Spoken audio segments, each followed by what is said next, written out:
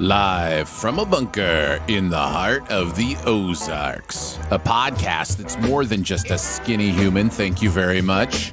It's Sif Pop. Welcome to Sif Pop Weekly, streaming live most Fridays or available to download later in your podcast feed, unless, of course, you're a patron. Patrons get perks. Patrons get those perks. I'm your host, Aaron Dicer, and these are not the spiders he was researching with your mom in the Amazon. It's Andrew Ormsby, ladies and gentlemen. That's a callback. Ahoy. And each week we'll chat about movies, TV, and whatever else from the pop culture universe is on our minds. And on our minds this week, of course, it's Dune Part 2. We're going to be reviewing Dune Part 2 as well as Spaceman, the new Adam Sandler movie on Netflix. We'll be talking about both of those movies. Best Ever Challenge will be Best Ever Planet title movies. In other words, movies that have a planet in the title. So that'll be fun to go over. And, of course, we'll do some buried treasure at the end. Before we get to any of that, a reminder, last reminder, I think you're going to get before the show happens to get your picks in for the Sposkers. This is it. Do not wait any longer. Go to sifpop.com, click on Sposkers, make your picks, and then tune in live during the broadcast to see who is going to win this year and have the most picks correct. Andrew is pointing to himself. He may well be correct. It does seem like it's his year to win. So yeah, go check that out. Go do that. Again, that's at sifpop.com. Just click where it says Sposkers, and it should take you to where you need to go. And that's what we're doing next week. If you listen to this just in the podcast feed, like you don't watch the live video, or anything like that, you're going to have a blank week in your slate because we will have Sposkers next week. And so the big Sposkers broadcast, the live video broadcast, will count as your podcast next week. We had thought early on about possibly releasing that audio as the podcast for that week, but it would be a lot of nonsense unless you were watching the video to go along with it. So much dead air. Yes. It would be like listening to a commentary track without a movie, playing in the background. Yeah. So yeah, we'll keep it on the video side, but we appreciate you checking it out. And if you don't, we'll see you in a couple weeks. But we got some stuff to talk about this week, Andrew. So let's get right into it. Let's talk about Dune Part 2. Follow the mythic journey of Paul Atreides as he unites with Chani and the Fremen while on a path of revenge against the conspirators who destroyed his family. Facing a choice between the love of his life and the fate of the known universe, Paul endeavors to prevent a terrible future only he can foresee. Welcome to episode 2 of Dune the TV series. It's weird that it's taking this long to get to each episode. But what did you think, Andrew? Did you like it, love it, dislike it, hate it, or it was just okay? Really liked it. Close to loving it. All right. High side of liked it. Close to loving it. I loved it. I loved it. I am half tempted to just say, go listen to the Dune Part 1 review and kind of rinse and repeat because it's really just, it is the second half of that movie. And It is as good as that movie. It's as visually stunning as that movie. It has all of the same world building stuff that I loved from that first movie, where it's like you can tell there's some real care taken with getting the details right, and not so much care with is it marketable? Is it going to work for an audience? Like, it's just like, no, this is the material. We're doing the material, Dunin the material, and it's going to, be what it is. And what it is Denis Villeneuve making amazing art, and some of the most spectacular stuff I've seen in a movie theater in a long time. Just watching this was a real treat. I'm excited to get a 4K of this at home and really just soak in it because it is that kind of movie. It's just that big, bombastic, can't wait to see the next scene kind of film.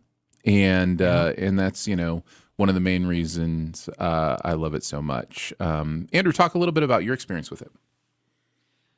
This is going to sound like high praise real quick, but this movie reminds me a lot of Lord of the Rings, The Two Towers in a sense, because it feels like when it came, can we talk about the ending of this movie and what it sets up? Well, I was going to get there eventually because in many ways I have the same issues with this movie that I had with the first one, which is it feels like we're still in the TV show and there's still too much unresolved for me to feel like it's a complete story. So it's really interesting because the first time I was like, how could you not tell me that this was a two-parter? And I think maybe I'm finding out the answer to that question is because it's a however many parter we want to do. Because they don't know how many parts there's gonna be because it's a TV show, and we're just making them as we can make them. And if people keep seeing them, we'll keep making them. And it's almost a new form of entertainment. Because like when they did Lord of the Rings, it's similar to the idea of Lord of the Rings, but they did all those they made all those at the same time. Exactly. So they knew where the end was. They knew where the big moment of catharsis and resolution and all that would be. In fact, they had several endings that they got in there because they knew when the end was. It's like somewhere in the balance between Return of the King's 20 endings and Dune's 0 endings. Now with 2 movies, there might be a good balance. But yeah, it's. I don't. Have we ever seen this style of franchise movie making before? Like it's purposefully serial. Like it's wild. It's wild. Very much so. Yeah. Yeah, I think it is. The reason why I brought up the Lord of the Rings reference was if you remember in Fellowship of the Ring and Return of the King, it was a lot of the beginnings of the story or the end of the story. Whereas Two Towers, there's just, if it's a sandwich, it's all the meat. All the meat is in that second movie. And it kind of feels like this is the Two Towers of however long this Dune saga is going to progress in the future. Right. If they do continue to progress, I feel like this movie here was the meat of the sandwich. There's a lot going on here. They did everything setting up. Now all we need is the conclusion of everything. But from your lips to Denis' ears, but like I just don't trust that there will ever be a Dune movie with an ending. It'll just be one day they'll be like, I guess we don't have enough money to do the next one, and we'll all just be going, okay. Well, I don't know how many Frank Herbert wrote, like books he wrote, but I know that there are roughly 16 Dune books. Yeah. So we're not starved for content.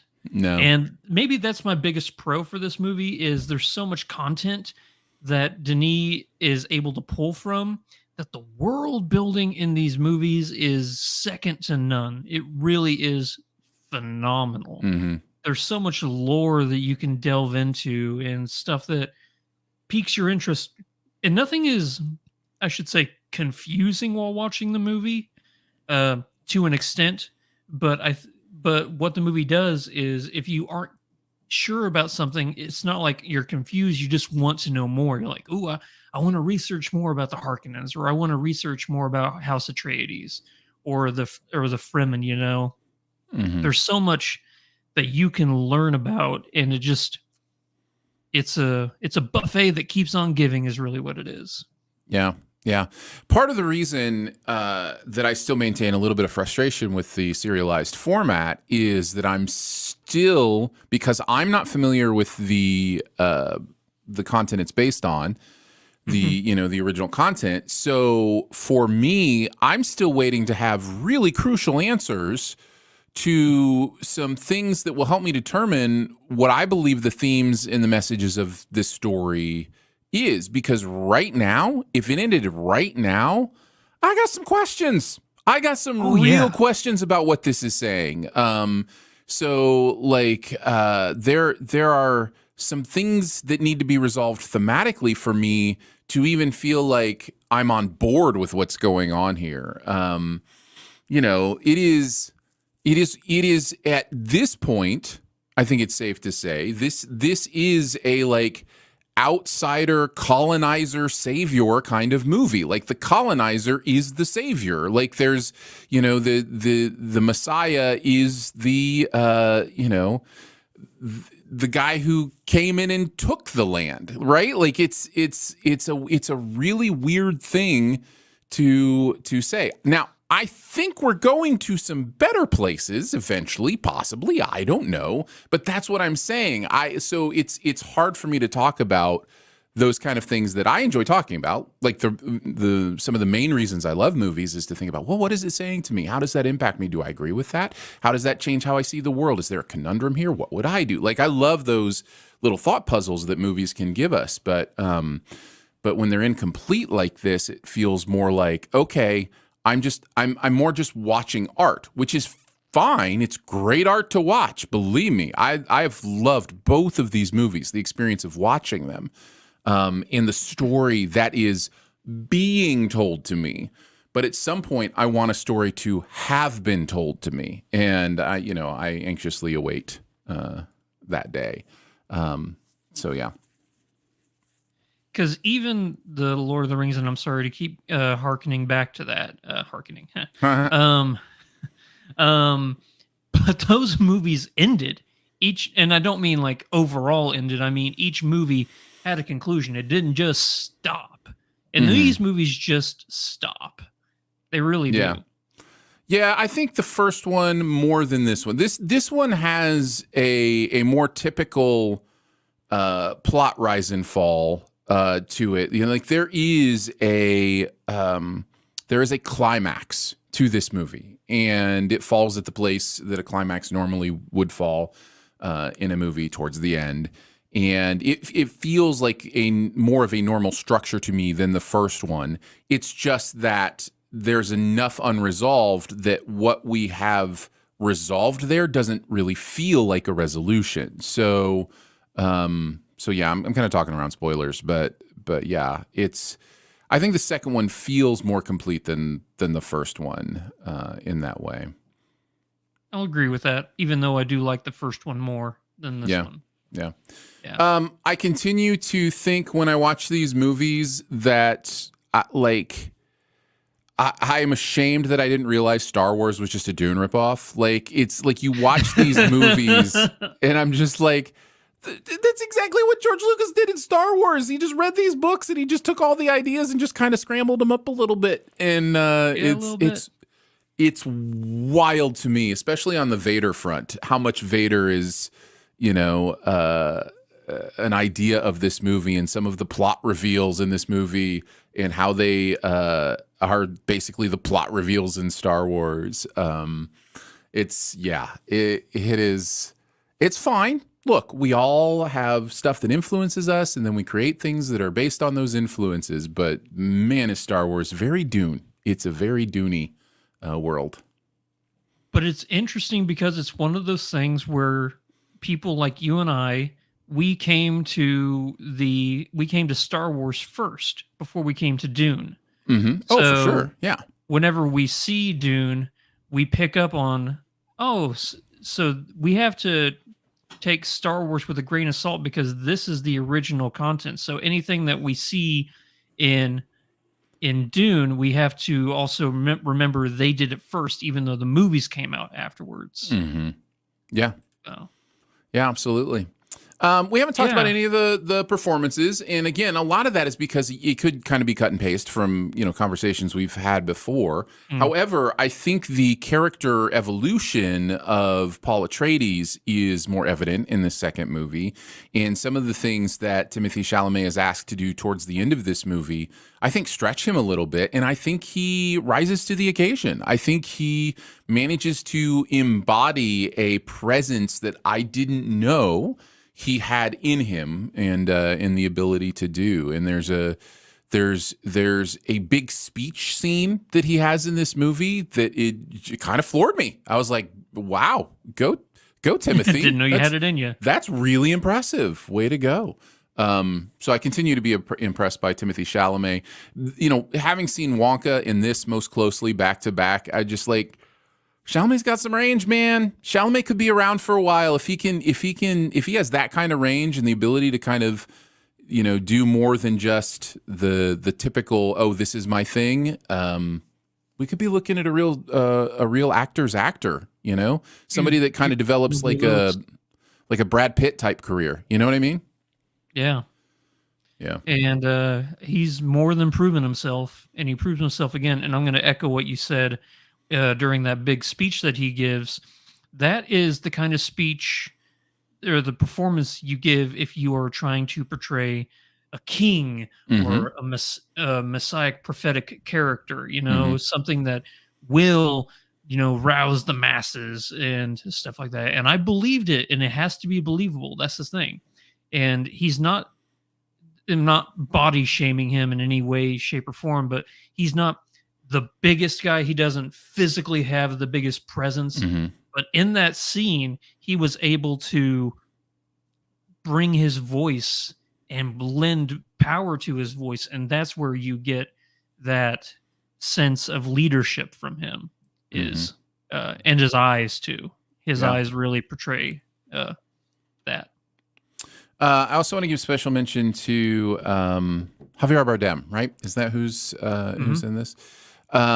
Because in many ways, this is a very stoic, serious story. Like, there's not a lot of levity, but Javier Bardem brings almost the levity to this movie through the way his character is interacting with the idea of Atreides being the Messiah. And some of that follow the Messiah stuff is so funny on some levels, and yet makes sense within the story. And so I wanted to bring attention to him because that's not an easy balancing act to pull off.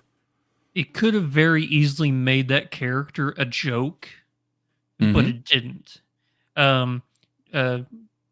Walking around spoilers, but there's the scene where, Paul is like, I'm not the Messiah. I'm not the Messiah. Well, you have Javier Bardem over there going, oh, he's the Messiah. Yeah. He's the Messiah. And it's really great to see that they did add tiny bits of levity into this one because what's his face? Aquaman, help me out here. Oh, Jason Momoa. Jason Momoa is not in this one because he died in the last one. He was the one who brought the levity in that first film. Right. And I think that Javier Bardem picks up the mantle really well on this. Any performances you want to single out for any reason, positive or negative? Yeah, let's talk about Austin Butler because I am mixed on that performance. Parts of it I like, parts of it I don't. His voice, I think it's kind of doing an imitation of Stellan Skarsgård as opposed to, being his own voice. But I thought that a few times too. It felt like an impersonation at times. And I get that there's a purpose to that. I mean, it's, whether we like it or not, most of us do sound a little bit like our fathers, at least if we spend a lot of time with them growing up. So like I get what he's doing, but yet it almost feels like an impersonation, not a natural progression of how that voice would sound in your own voice. Yeah. But as far as his mannerisms, his presence, the way he carries himself, all of that, really, really good. It was just the voice that was throwing me off a little bit. people that I wanted to see more and have more Mhm. screen time, Florence Pugh, Christopher Walken, um, they were brought up in this movie as plot points as opposed to actual characters, I Yeah, felt. yeah, they kind of embody the thing that Zendaya was in the first one. like, Exactly. it's like, yeah, your name's on the poster, but you're not really in this movie. She's Zendaya's really in this one though. She's really in this one, though. That is right. Yeah. Maybe that's what's going to happen with Walken and Pugh in the third and fifth and sixth and ninth and 15th movie that they make, you know. Everybody's going to get their screen time eventually. Oh man. Did you have Yeah. any sorry, did you have any negatives for this one? Man, like I said, a lot of it is going to boil down to I prefer self-contained stories, and this is not a self-contained story. It depends on both the movie before it, and it's going to depend on the movie after it, and that's almost in many ways worse than the first one because the first one just depends on the movie after it. It has a beginning. This movie doesn't have a beginning or an end. So you know, it's one of those kind of things where that's always going to annoy me. But other than that, I think Austin Butler for me was probably the weakest link. But it was fine, and I believed that character. Yeah. It never took me out of the movie in any way like that. But no, it's Andrew. Honestly, it's hard to pick out any other technical area of this movie for me that I would consider a negative. Every other part of this movie and the last one blows me away. The score is incredible. The sound design is phenomenal in both of these movies. When this movie started, And the visuals. and the visuals are too, but I just to kind of linger on the sound design just a little bit. When this movie started up and started to get into it, and I started hearing some of the ambient noise and the background noise and the noises of the machines and the different, I was like, oh man, I remember this. Like this, the sound of this world is distinct and interesting and big, and it is a reason to have home theater sound for movies like this. Like it's wild how good it is in a movie theater to hear this stuff. So, yeah, so every technical aspect, I look at this movie and I'm just like, this is cinema. This is what movies were made for. This is, this is what I love. One of the things I love about this. So, no, I don't really have any negatives other than the ones I've already kind of mentioned. What about you? Basically, my biggest negative is echoing which a negative I had from the first one is that this movie just doesn't end. Yeah, But exactly. it does bring up a point that I wanted to ask you, and I'll answer this first off. The question is, I remember whenever the original Dune came out, we said it's not a full movie, so we can't really say whether we liked it, love it, dislike it, or hate Yeah. it, just okay. Now that this one is out, can you give a definitive on the original one? No, I was hoping this is what I'm saying. I was hoping So still, my hope Okay. was after the first one that it was part 1 of 2 and that we would get through 2 and I'd be able to go, okay, much like Lord of the Rings, which I see as one movie split into 3 parts, I would see Dune as one movie split into 2 parts. And no, I still can't do that. It does not have an ending yet. And that's, worth mentioning and worth understanding that apparently that's not what they want to do. So, and yes, I know every movie has an ending because you have to leave the theater. I just mean like on an emotional, psychological, story level, this movie does not end. totally. Oh yeah. So no, I cannot look at Dunes 1 and Dunes 2s and go, okay, here's my thought on this movie. The best I can do is what I would do with an episode of television and just go, here's my thought on this episode, and here's how I feel, and rank the franchise or the series differently than the individual parts. And I won't be able to rank the franchise or series until it ends, apparently. So, best I can do is rank and rate the episodes. And episode 2 was amazing. I loved it. Yeah. I like that That's too. That's a really good way of breaking it down. Is well, and episodic, serialized. it really is. And again, that's what's helped me understand, I think, the mindset behind what they're doing, and to make a little bit of peace with it and just go, watch the episodes when they come out. But it really does stink to have to wait 2 years for a next episode of a TV show you love. You know what I mean? Like that's a long time to wait. So, yeah, yes, I can say I loved it as an episode of Dune. But I don't know for sure if I love Dune as a franchise until I've seen the whole story. Yeah, so. I get that. Second episode in the first season. That's right. Any final things? Any other stuff that you want to mention or talk about? No post-credit scene, but I want to go back. Yes. Yeah.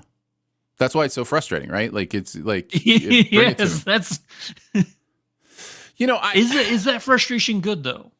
Is that frustration good? It is so... It's good in a sense that we want more. Of course. Of course. I think we have known for a long time, we've talked about it on this show for a long time, that the lines between television and movies are blurring. The idea of what is serialized and what is storytelling have just changed. Sam Mendes is doing that Beatles thing where he's doing 4 different Beatles movies from the perspective of each of the Beatles, and they are all coming out the same year, but they're 4 different movies telling an interconnected story. That's a TV series, right? Like that is, but because it's Sam Mendes and because it's going to theaters, it's 4 movies. And that's just a semantic distinction. That's all that is. And the more I think we can start talking in terms of self-contained stories and serialized content, I think the better off we're going to be with a lot of this stuff. And there is still a difference between serialized content and sequels. Sequels don't have to be serialized content. They can be separate, standalone, complete stories. And most of them for the history of movies have been. But that is changing. And the natural frustration that comes along with that, from change, just because that's not what we're used to, is understandable. But I just think it's a matter of semantics and perception. And for somebody like me who likes complete stories, I just have to be able to put that into a category and go, that's not what this is. That's okay. Take it on its own terms for what it is. And that's just how it's going to be. And that's fine. That's fine. Everything's okay. As long as it doesn't all turn into that, right? Because that's if you have a fear or a worry, that I think would be what it is that because of the idea that everybody is looking for cash cows, this idea of, if we find a franchise that works, we can milk it and we can make more and more and more and more of them, MCU, Marvel, Star Wars, whatever, then it can choke out the idea of, here's a 90-minute amazing thing that I want to give you. You know what I mean? Because those don't get funded, because the only things that get funded are things that are like, can you make 7 of these? And that's a little bit of a risk to storytelling, in my opinion. So, but I don't think we're there yet. But it's a lot of it's about economics, And the money, the movie that made the most money last year was a nice, beautiful, self-contained 90-minute story. It was Barbie. You know what I mean? And are they going to try to make another Barbie movie? You bet they are, because that made a ton of money. But they didn't go into it going, here is the plan for a 7-movie Barbie story that's told over 7 movies. And you know what I mean? So it's just like, the money doesn't always follow the franchise. It just doesn't always work that way. But I'm a little bit passionate about it just because I think, marketers and movie purveyors should be a little more honest about what they're doing. Especially with Dune coming out and not even knowing it was a part 1 until it popped up on the screen watching it for the first time. Like, it's one of those kind of things. Yeah. So that's my one last thing. I love it. No post-credit scenes. All right, so that is Dune Part 2. And as much as I am befuddled by what has gone on with, the storytelling in this, I mean, it's great filmmaking. Some of the best I've ever seen. It's really, really good stuff. So be sure and check it out. All right, let's move on to our second review for today. Another space story. We're going with Spaceman, which is on Netflix. Spaceman is available on Netflix. So let's talk about Spaceman. During a research mission, an astronaut discovers that his marriage is in trouble. Luckily, he has the help of a mysterious creature hidden in his ship. Gun, gun, gun. All right, Andrew, what did you think about Spaceman? Did you like it, love it, dislike it, hate it, or it was just okay? Did not like it.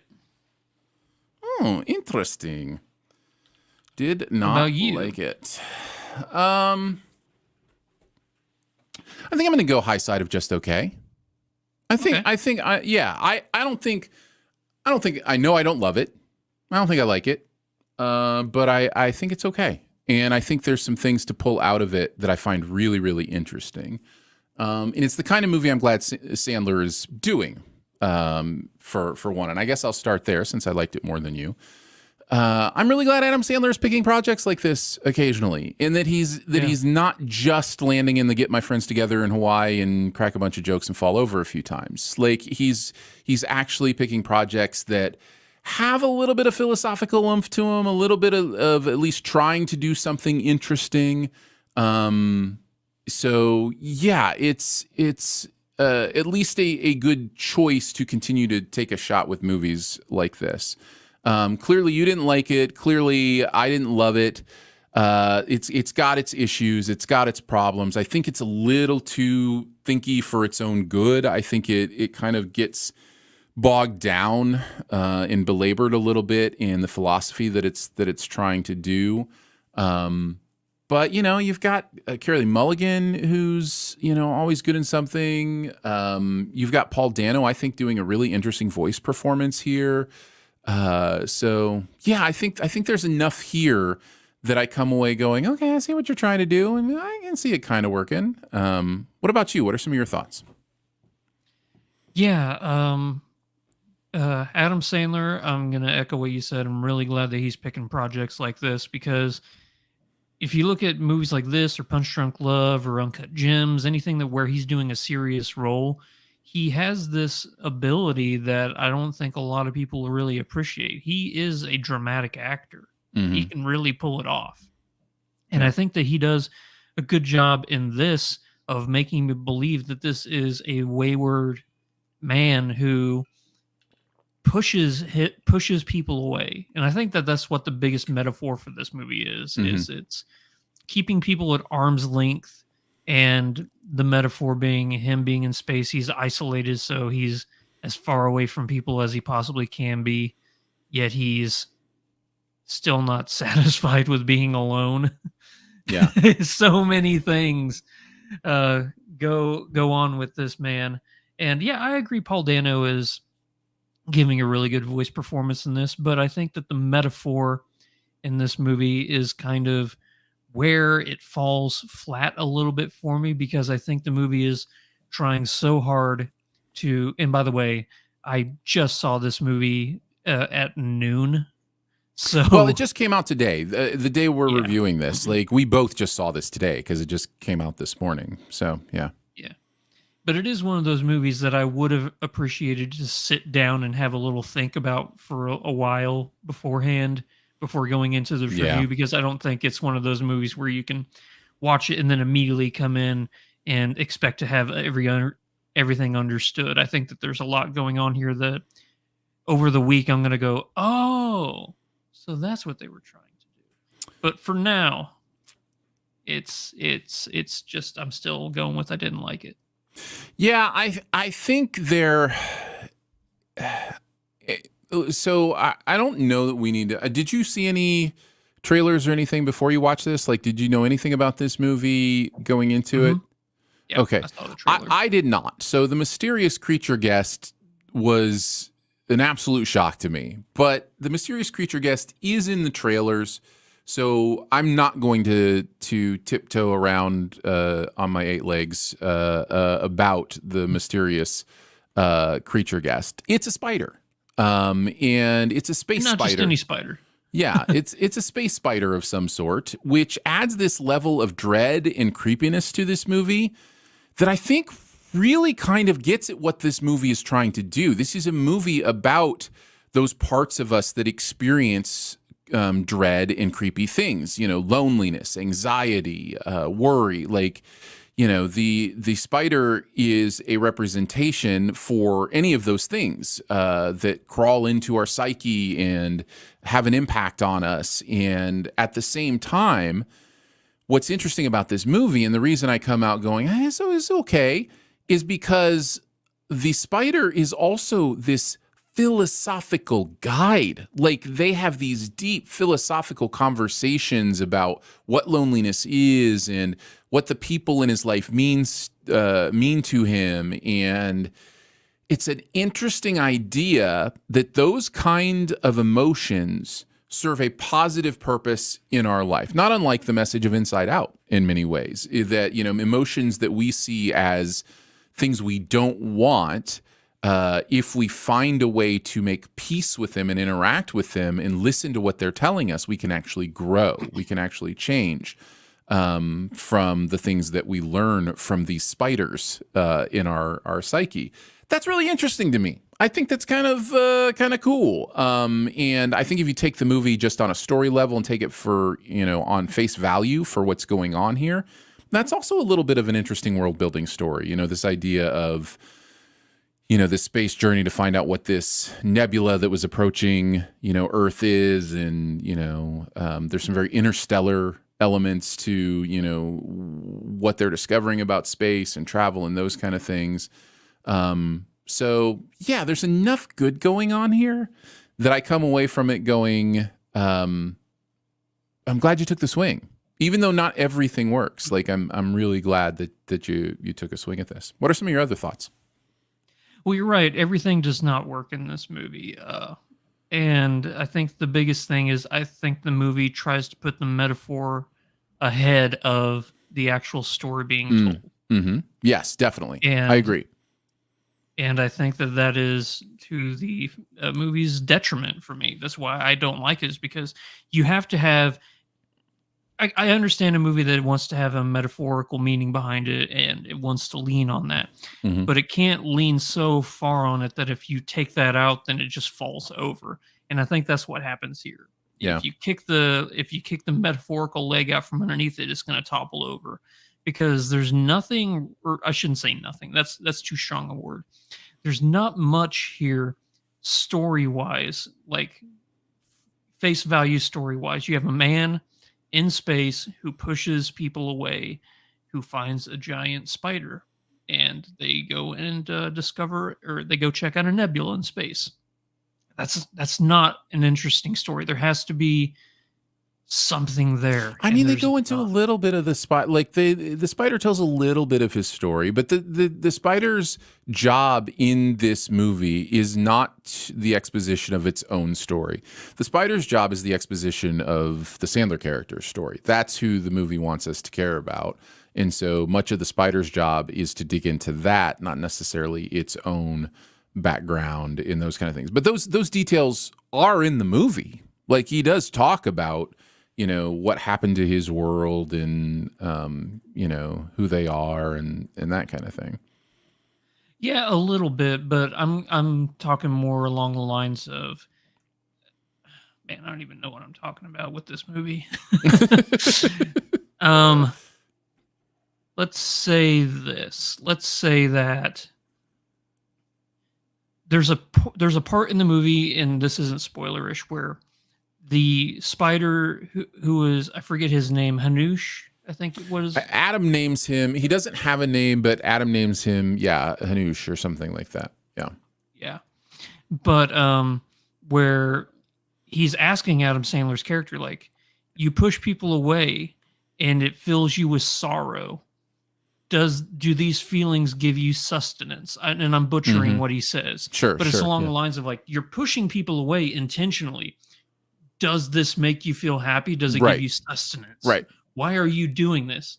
And obviously the metaphor is that Hanush is Adam Sandler's inner conscience. You know, he's telling him all the things that he needs to hear himself. And that was the one moment of the movie, like, ooh, I want more of that. Where you pinpoint at what is making this Adam Sandler character tick, and what are his fallacies, and can we conquer them before it's too late, before Carrie Mulligan decides to do her thing. And this is probably my main negative with the movie, is that I think it wants us to care about the Jacob Lenka romance. And I don't think it does a very good job at giving us a reason to care about their romance. It gives us a little bit of backstory. It gives us a couple scenes of them having fun together, but there isn't that deep connective thing that it's going for here, unless I missed it. There isn't some sort of thread that you tug on and you go, oh, I feel the pain of their separation and I want them, to come back together. Now, I do, just because I love, and I love the idea of reconciliation and commitment and people finding each other again. But I had that before I went into the movie. The movie didn't give me that, and the movie doesn't. I don't think the movie does a good job of giving me any of that, to where it gives me meaningful reasons to be rooting for them to come together, which I think is the point of the movie. I think the movie, at least based on the way it ends, is, trying to make their relationship the central driver of the narrative. And it just, that part didn't work for me. And I think that's a big negative. Yeah, I think the movie would have been better served if the whole purpose wasn't specifically about them, and it was about humanity as a whole, humanity's inability to accept love sometimes, or to push people away inadvertently. And another issue with the love story is all these supporting characters. Their motives for trying to get them back together aren't wholly, in the service of love. Yeah, they have ulterior motives for sure. Exactly. Yeah, that's the only reason why they're doing it. And if they would have found a way to help Carey Mulligan's character realize what he's going through, or try to, what's the word, when you try and talk to somebody to convince them of something, it's I'm not sure what word you're looking for.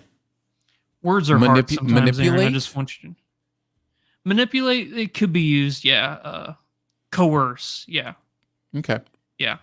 To coerce her into doing these things, and it's just not. It doesn't make for good storytelling. I agree.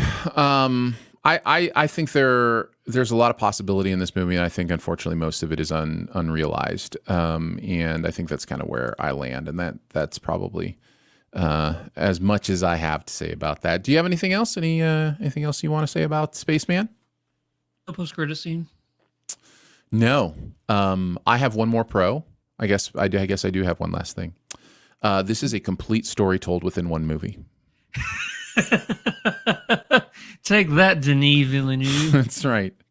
The one area, Spaceman, is better than Dune Part 2. All right, that is Spaceman. It is available on Netflix, so you can check that out if anything we said makes it sound interesting to you. Before we head into the best ever challenge today, just a reminder that we're able to keep doing this, keep doing the fun stuff on the website because of people who support at Patreon. We appreciate you listening. That's good enough. We appreciate you telling your friends about the podcast. That's more than good enough. But if you go to patreon.com and you're like, you know what, here's $3 every month, that just blows our minds. And we thank you for that so much. As a thank you gift, we record extra content for you that pops up in your own personalized podcast feed. Again, if you want to check it out, go to patreon.com/siftpop, SIFTPOP, patreon.com/siftpop. Thank you for doing so.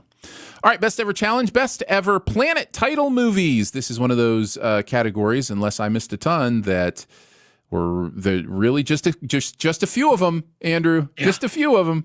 I have one movie that I can recommend. The rest of them I just have on the list. I'll just say that. I have on my top 5, I have one cheat, and it's a major cheat, and I don't care. I'm going to use it anyway because it's a thin category. And of the 5, I think including the one that's a cheat, I think I really like 4 of them. I really like 4 of them. And one of them, that. Nice. But my number 5 will just be in the category of, hey, I saw this movie and I didn't hate it. So let's start there. Oh, by the way, if you have anything higher, which happens, it tends to happen when we've got these short lists, it will be Trump. It will be trumped, so that we can talk about it with whoever has it highest. I'll kick us off with my number 5, the movie I saw that I was like, well, that's not totally terrible. I'm going with Journey to the Center of the Earth. This is kind of a fun movie and has Earth in the title, so it's going to be on my list. I like Brendan Fraser. I'm glad he's having a little bit of comeback, and of course with the Academy Award he won last year. But this was kind of at the real tail end of kind of the work he was doing, and but it's kind of fun. And of course it's got also a young Josh Hutcherson in there too, who's now also kind of showing up in a lot of stuff. So it's kind of fun to go back and watch these movies and have a good time with them. But there's some fun stuff in here. The effects, they haven't aged spectacularly, but they're, but what do you expect? So yeah, this is a movie. This is a movie. And it's a better movie than my number 5, I'll say that. Oh, okay. Well, good. Well, then why didn't you trump it? It should have been higher on your list. Should have, because I haven't seen it. But I already know that it's a better movie than this. There you go. What is your number 5? What is your number 5? It's After Earth. Okay, so you know what's really interesting? You mentioned After Earth, and of course this came up when I was doing my research for this category, and there's no way I was putting it on my list. I would rather cheat. I would rather cheat than put this movie on my list. But one thing I noticed, putting a planet name in your title, kind of a jinx, kind of a curse. There are so many really bad movies that have planet. Now I won't name any more of them in case you went ahead and put them on your list. But but there are some really bad movies, including After Earth, that have a planet in the title. So, do you want to talk a little bit about your love for Planet Earth or After Earth? I really do not.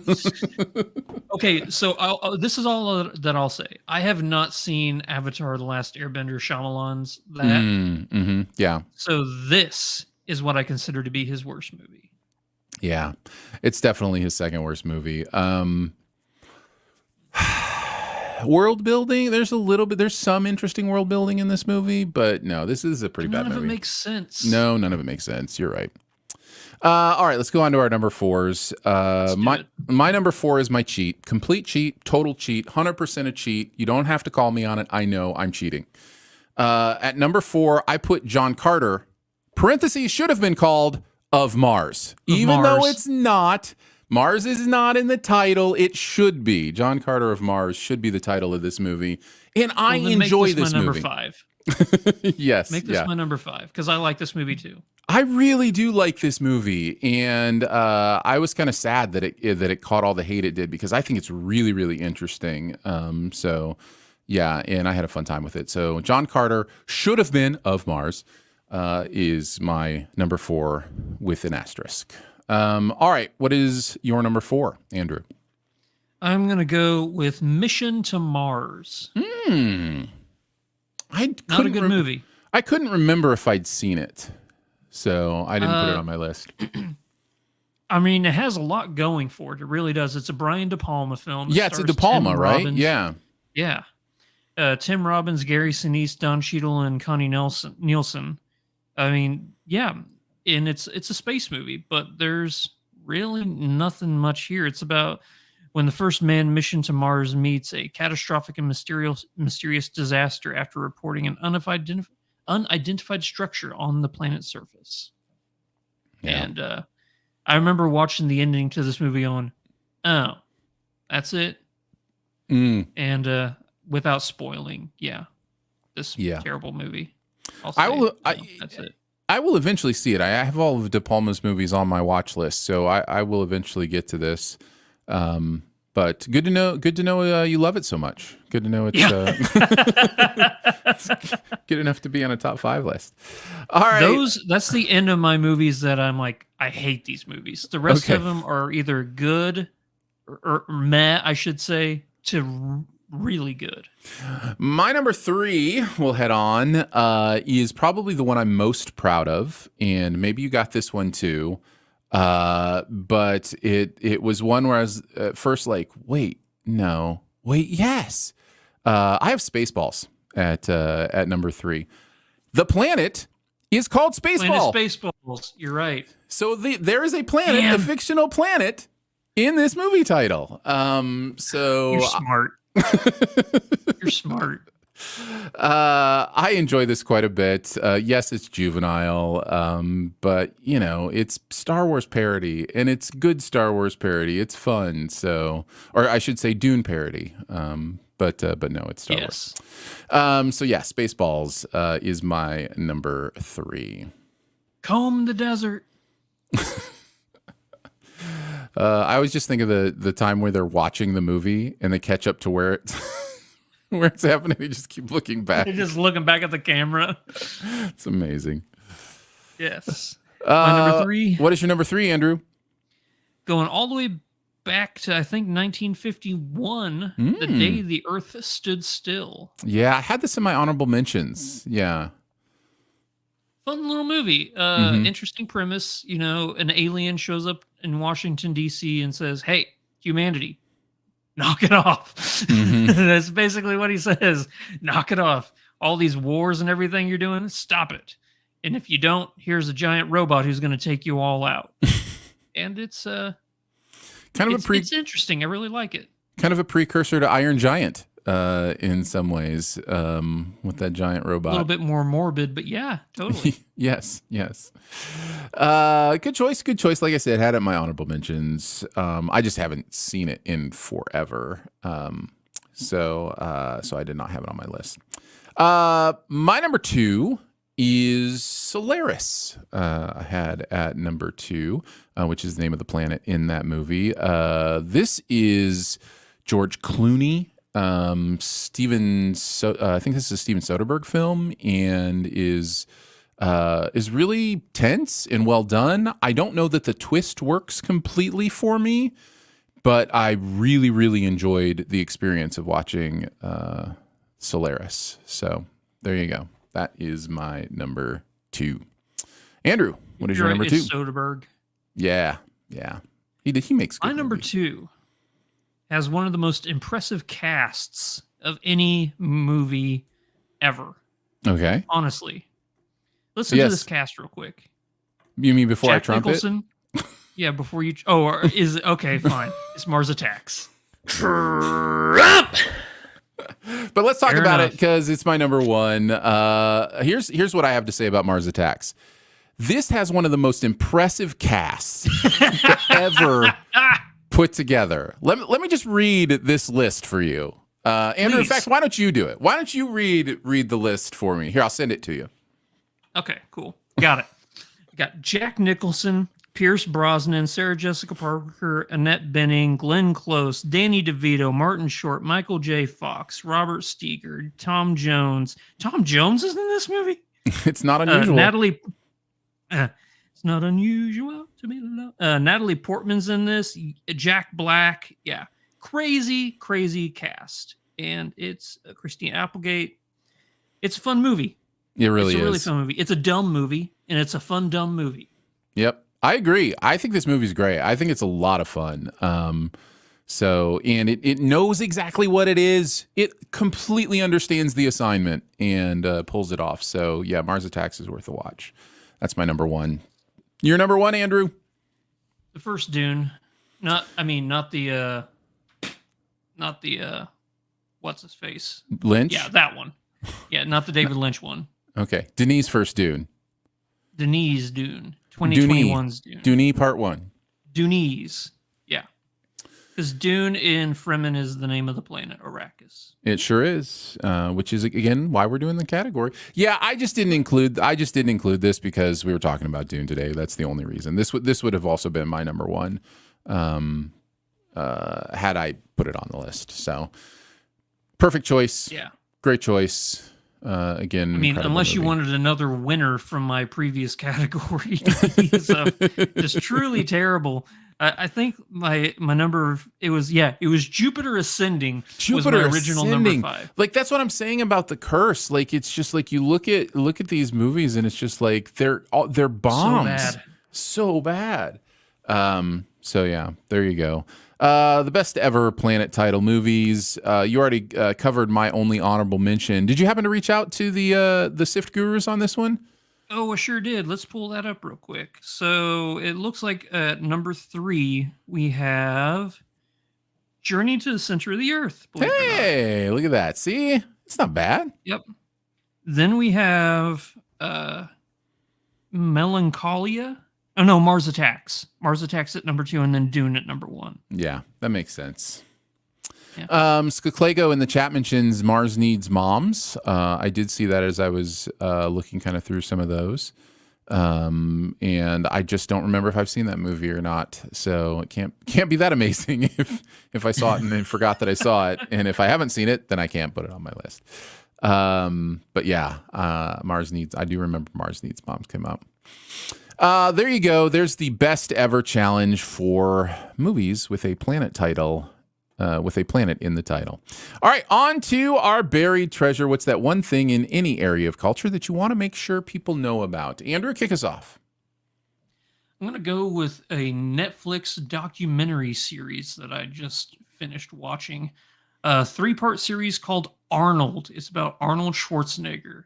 This was one of the most fascinating documentary series I'd seen in a very long time. Have you seen this by chance, Aaron? I haven't actually, no.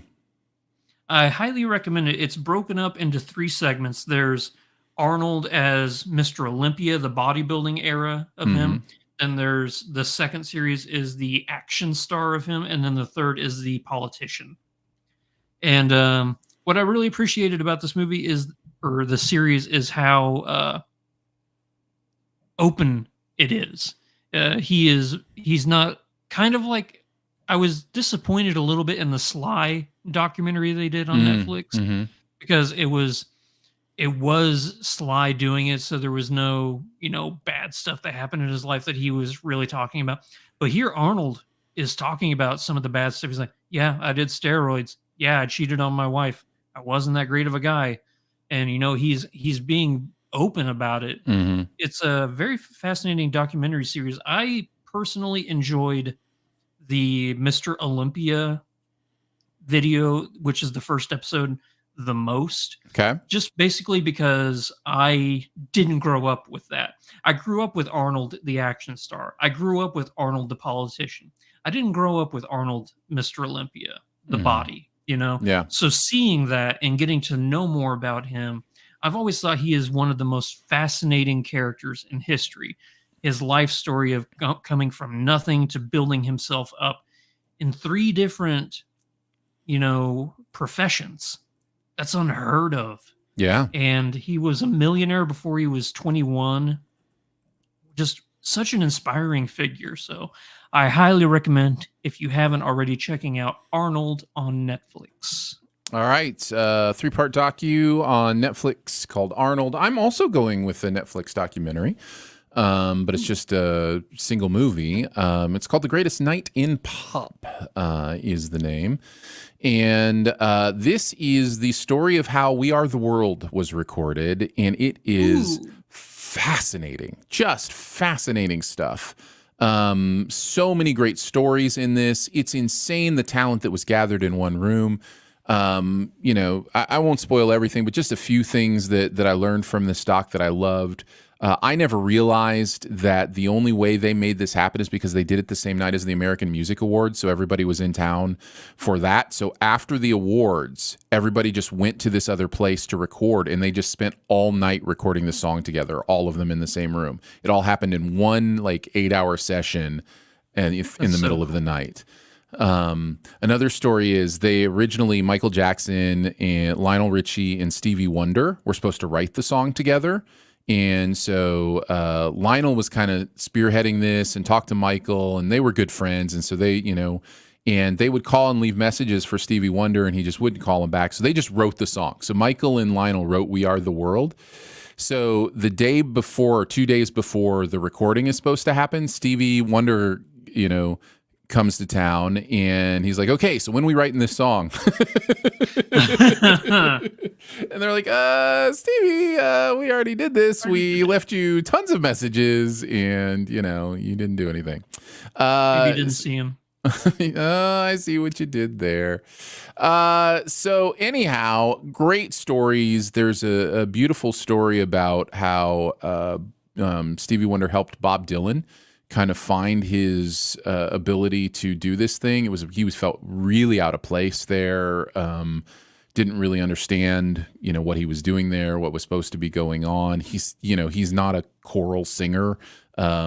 He stands in front of a microphone with guitar, and he's Bob Dylan. So just some really interesting stories, and just the footage that they have of this is incredible, and the stories are incredible. So highly recommend The Greatest Night in Pop. It's a lot of fun and very, very interesting. And if you are of my age or older, or maybe even a little bit younger than me, this song was a foundational part of your growing up. It came out and was everywhere for 2 years. It didn't matter who you were. You knew We Are the World. It dominated everything. Well, yeah, this came out the year before I was born, but even growing up, I heard this song constantly. There you go. We are the world. So yeah, that's The Greatest Night in Pop. You can check that out on Netflix. And Arnold, you can also check out on Netflix. Well, we did it, Andrew. We did another podcast. Woo. Congratulations. Yeah, we did. We didn't even need to breathe any spice to make it happen, man. Spaceman. Your eyes are looking a little blue, though. They are looking a little blue. Oh, thank you. Thanks so much for joining us today for SIF Pop. It is part of the Studio DNA Podcast Network. You can find out more about other shows on the network at studiodna.media or by searching Studio DNA in your podcast player. Huge thanks to Andrew for hanging out again today. Thank you, buddy. Big thanks to producer Phil for producing the audio and video show. Thanks, Phil. Much love and gratitude to our SIF Pop members for giving monthly to make SIF Pop a real thing. Support starts at $3 a month. You get access to a lot of fun things. There's a bonus episode that we do for a certain level. Lots of fun stuff there. We would never use the voice to make you become a SIF Pop member. We would never compel you to. Be a patron. I lied. But if you decide to, we would definitely appreciate it. Again, that is at patreon.com/SIFPop. Let's see. Lots of ways to connect with the podcast. Leave a comment, a rating, or a review at Apple Podcasts or Spotify or wherever you listen. You can email us, feedback@siftpop.com. And finally, if you're having a good time, your movie-loving friends will probably like the show too. So let them know about it, and that listening is much easier than having to latch a new worm hook every time you need to go to the grocery store.